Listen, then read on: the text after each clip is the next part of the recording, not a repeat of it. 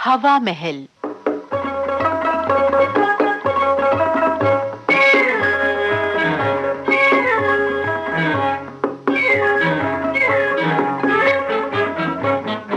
हवा महल में आज श्रोताओं आपके लिए लेकर आए हैं नाटिका मीत का पत्थर। लेखक उमेश दीक्षित, प्रस्तुतकर्ता मुख्तार अहमद।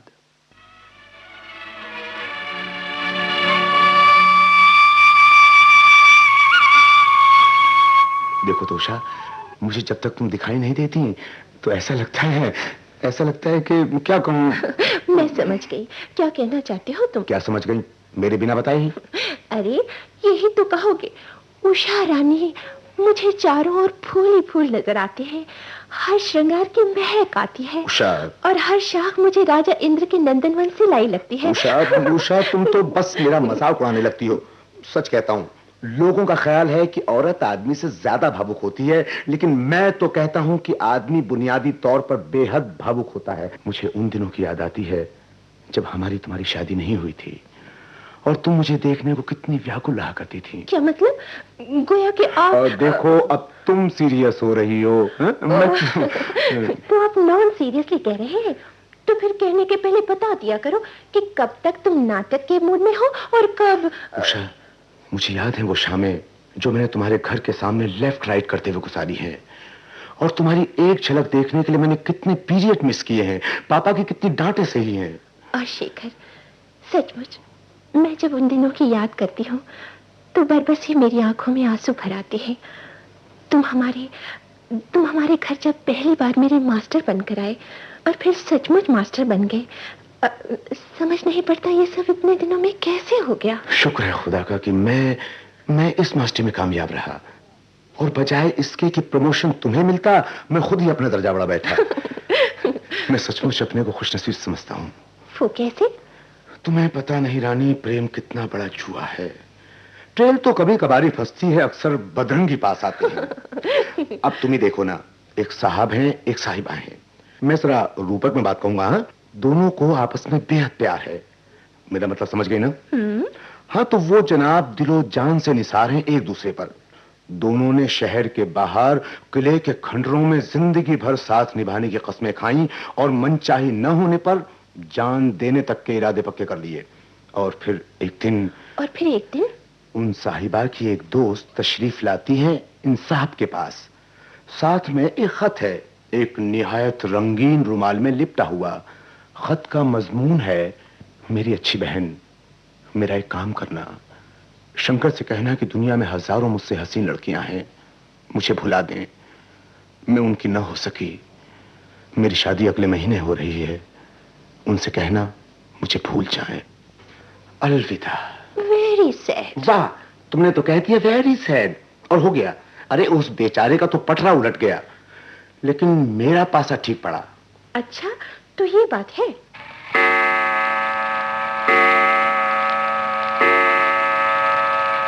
अरे बाप रे, 9 बजे? अभी तो 6 बजे थे, और फिर ये 7-8 कब बजे? आप सोकर तो उठे हैं 9 बजे, और तब से यही ऊट पटांग बातें कर रहे हैं। फिर भला घड़ी आपका ध्यान कैसे अपनी ओर खींचे? नहीं उषा, तुम नहीं समझती। मेरा सुपरिंटेंडेंट बड़ा शरारती, और बॉस तो उससे भी एक हाथ स्याता। 10 के 10.15 हुए नहीं कि लाल निशान। हाँ, और मैं जब टेबल पर काम करते करते तुम्हारी याद में खो जाता हूँ, कलम अपने आप नोट शीट पर तुम्हारी तस्वीर उतारने लगती है, तो ऐसे में भूतनाथ की तरह आकर वो जालिम मुझे लखलखा सुंघा देता है, डांट अलग पिलाता है। वो ऐसे दबे पांव आता है कि पता ही नहीं लगता, जैसे बिल्ली दबे पांव आती है। हाँ, उषा, मेरा तो इरादा है कि अफसरों के पैरों में घंटियां बांध दी जाएं, ताकि मातहतों को उनके आने जाने का सिग्नल मिलता रहे। घंटियां नहीं, घुंघरू कहो, और घुंघरू ऐसे रुंझन बोले कि घुंघरू की आवाज अफसर के स्वभाव की तरह हो, जैसे कि सरल स्वभाव के सज्जन हों तो छुन छुन, और रौबीले हों तो ठुन ठुन, और सख्त किस्म के अफसर हों तो ता थई ता थई ता। अच्छा श्रीमान, कहीं ये घंटियां आप ही के पैरों में न बन जाएं। क्यों? जल्दी करिए, ऑफिस जाना है ना। हाँ सरकार, जाना है। चल दिए अहले जुनून।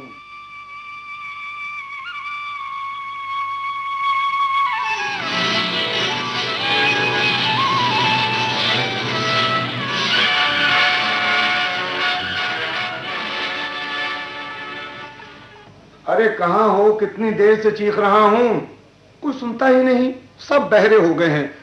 अरे भाई कहाँ हो, जरा सुनो तो। आ तो रही हूँ, मेरे पैर में कोई पहिए थोड़े ही लगे हैं।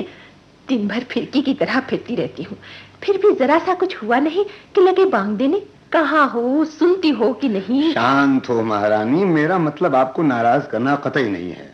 मैं तो जरा अपने कोट के लिए आपसे पूछ रहा था। क्यों, कोट को क्या हुआ? आप ही देखिए ना, लगता है मेरी शादी के बाद इसे किसी घड़े में रख दिया गया था, शायद हिस्टोरिकल मॉन्यूमेंट समझकर, और आज इसकी गत उस वापस आए हुए खत की तरह हो गई है, जैसे पोस्टमैन की अनथक कोशिश के बाद भी उसके पाने वाले का पता निशान न मिला हो।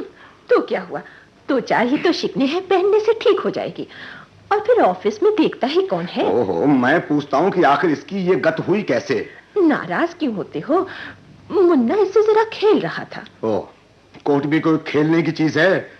और फिर उसने इसे पा कैसे लिया? मैंने तो इसे खूंटी पे टांग दिया था। उसने मेज पर चढ़ के उतार लिया होगा। तुम्हारे बच्चे भी तो बड़े शैतान हो गए हैं। अच्छा, तो अब मुन्ने मुन्नी मेरे कपड़ों से खेलने भी लगे। चलो शेखर बाबू, हो गई तुम्हारी छुट्टी। अरे ये मेरा रुमाल किसने गंदा कर दिया?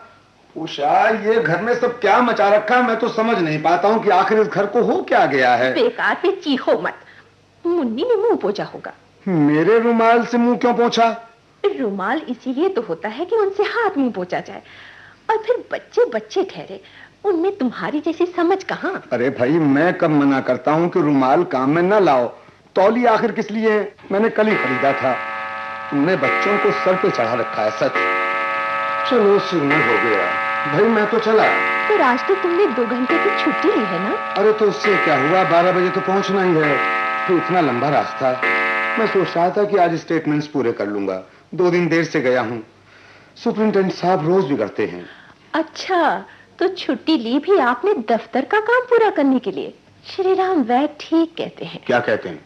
यही कि अगर तुम ज्यादा नहीं जीना चाहते हो तो शाम को देर तक दफ्तर में काम करो और फाइलें घर में भी ले आओ। इतवार और छुट्टी के दिन भी दफ्तर जाओ। खाने में 5 मिनट से ज्यादा वक्त मत लगाओ। जितना ज्यादा काम हो सके करो। खाने के समय भी दूसरों से काम की बातें करो। एक भी मिनट ऐसा न जाए जबकि आप काम की न सोचें।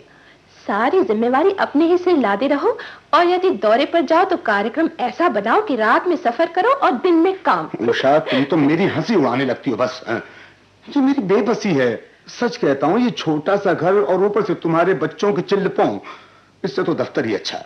गर्मी हो तो मजे में पंखा चलाए बैठे हैं, जाड़ा हो तो हीटर लगा दिया जाता है, जो गर्मी तो देता ही है। सिगरेट जलाने के लिए माचिस भी नहीं खरीदनी पड़ती, पैसे बचाता है। आप कितने मैटर ऑफ फैक्ट हो रहे हैं।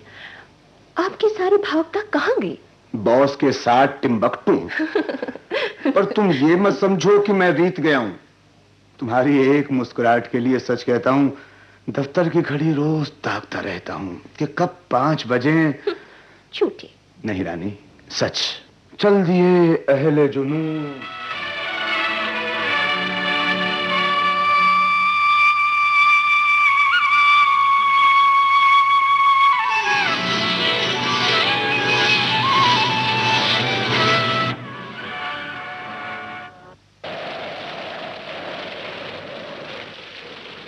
मुन्ना चला गया ट्रेनिंग पर और अर्चना चली गई अपनी ससुराल। लगता है अब घर में कुछ काम नहीं।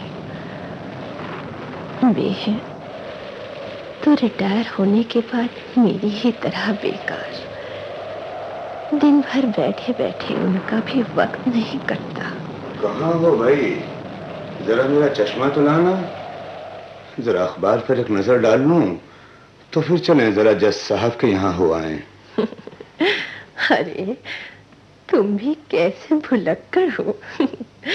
चश्मा आंखों पर है और आप हैं कि सारा घर तलाश कर रहे हैं। भाई असल में आदमी को एक आश्रम के बाद दूसरे आश्रम में प्रवेश करना चाहिए, लेकिन आजकल तो पता नहीं लगता कि कब आप 3 आश्रम पीछे छोड़ गए। बूढ़े हो गए पर तुम्हारी आदतें नहीं थी। और देखो, कल मुन्नी की चिट्ठी आई थी। आबू में उसकी ट्रेनिंग ठीक चल रही है। अब जल्दी ही उसकी पोस्टिंग हो जाएगी। पर ये जाड़े के दिन पता नहीं कैसे रहता होगा। बड़ा लापरवाह है। तुम अपनी तो फिक्र करो, कोट के कॉलर तक बटन लगा लो। हवा लग गई तो फिर खांसी उठेगी। और हाँ, देखो, तुम अपनी दवा रोज नहीं खाते। ओ, तुम खुद अपनी कितनी हिफाजत रखती हो? देखो, ज्यादा जोर से मत हंसो, तुम्हारी सांस उखड़ जाएगी। और हाँ, जज साहब के यहाँ जाना क्या जरूरी है? कोई जरूरी नहीं। अरे उषा, याद आया, आज क्या तारीख है? 29 तारीख है ना? हाँ, आज 29 तारीख है। आज तुम नन्ही से गुड़िया बनकर चलो, सजी सजाई छम छम करती हटो भी। दुल्हन बनकर 30 साल, एक युग बीत गया। इस लंबे समय में मैंने कभी अपने को अकेला नहीं पाया। मैं तुम पर कितना निर्भर हो गया हूं। शादी को इतने साल हो गए और एक भी दिन ऐसा नहीं आया कैसा दिन? कि मैंने ये महसूस किया हो कि तुमसे शादी करके मैं घाटे में रहा। कितना भाग्यशाली हूं मैं, मुझे कभी पछताना नहीं पड़ा। देखो, तुम्हें सर्दी लग जाएगी, ठंडी हवा चल रही है। चलो, भीतर चलो। हो, तुमने तो मुझे बिल्कुल बच्चा समझ रखा है। बच्चे और बूढ़े में फर्क नहीं होता। चलो, मान लिया।